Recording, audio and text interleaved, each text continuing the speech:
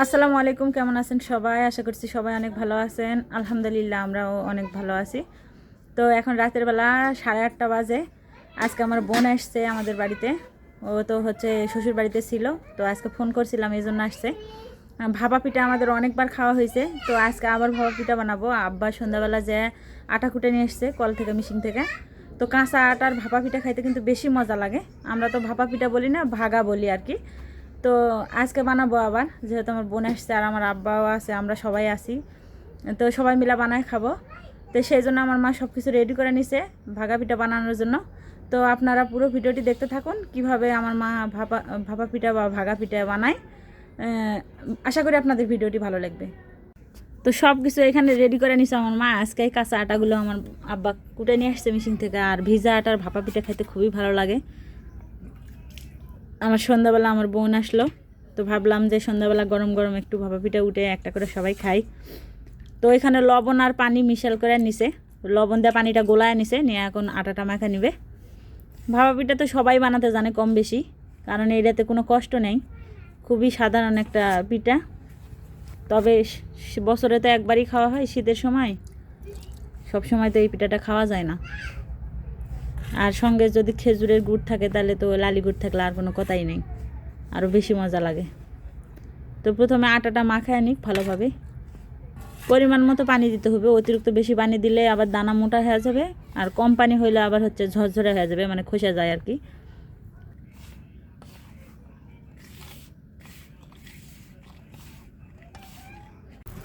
তো আটা মাখানো তো হয়ে গেছে, মানে পানি দিয়ে তো হালকা করে মাখায় নিছি।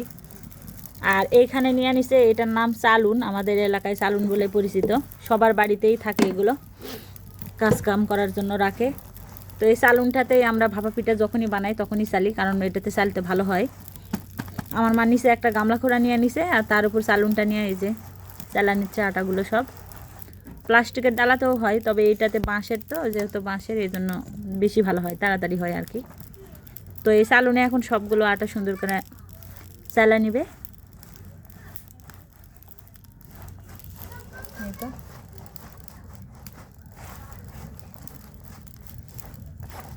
আর নিচে দেখেন কেমন হয়ে পড়তেছে, এই তো একদম সুন্দর দানা হয়েছে। তো সবগুলো আগে চালা নিই, তারপর আবার আপনাদের দেখাবো। আর এদিকে আমি চুলা জ্বালায় নিছি, মাটির একটা কলস দিয়ে দিছি ভাপা পিঠা উঠানোর জন্য। এই কলসে করে আমার মা ভাপা পিঠা উঠাই। এই তো পানি দিয়ে দিছে ভিতরে, গরম হয়ে গেছে পানি। একটা ঢাকনা দিয়ে রাখছি পানিটা ভালোভাবে গরম হওয়ার জন্য বা ফোটার জন্য। তো এই যে চালা হয়ে গেছে সবগুলো, আমার মা পিঠা বানানো শুরু করে দিছে। তো একটা বাটি নিয়ে নিছে মাটির, এটাত করে ভাপা পিঠা বানাই আমরা প্রতি বছর। যখন বানাই তখন বের করে, আবার বানানো শেষে গেলে ধুয়ে রেখে দেয় আমার মা।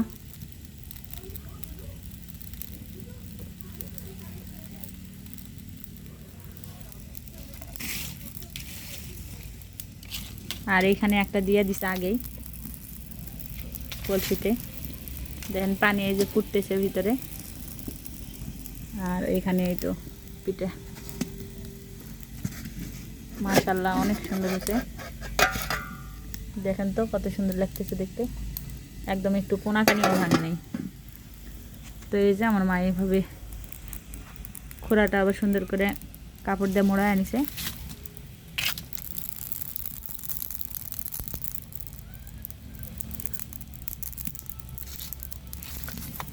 এই তো রেখা দিল, এখন জাল দিতে হবে একটু একটু করে চুলায়।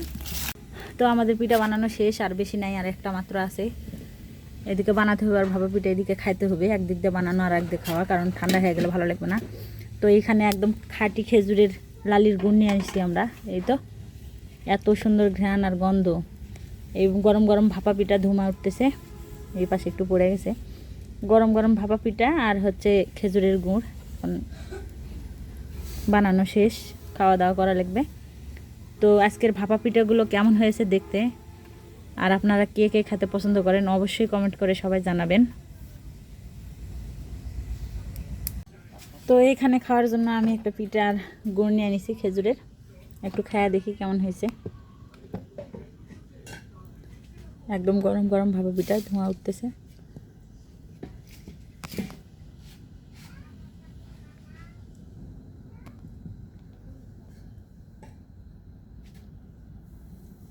বিসমিল্লাহ।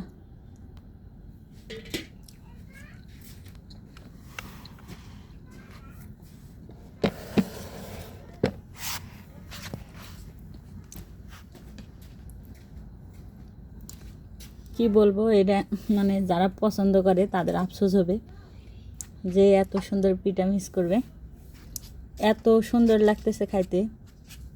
তো কাল রাতে তো আমি ভাপা পিঠার ভিডিও করতেছিলাম, ভিডিও মানে শেষ না হতেই কারেন্ট চলে গেছিলো, পরে আর ভিডিও শেষ করতে পারি নাই। তো ভাপা পিঠার ভিডিওটি আপনাদের কাছে কেমন লাগছে অবশ্যই সবাই কমেন্ট করে জানাবেন। ভিডিওটি যদি ভালো লেগে থাকে প্লিজ আমার চ্যানেলটি সাবস্ক্রাইব করে দিবেন। সবাই ভালো থাকবেন, সুস্থ থাকবেন, দেখা হবে আরেকটি নতুন ভিডিওতে। ততক্ষণে সবাইকে আল্লাহ হাফেজ।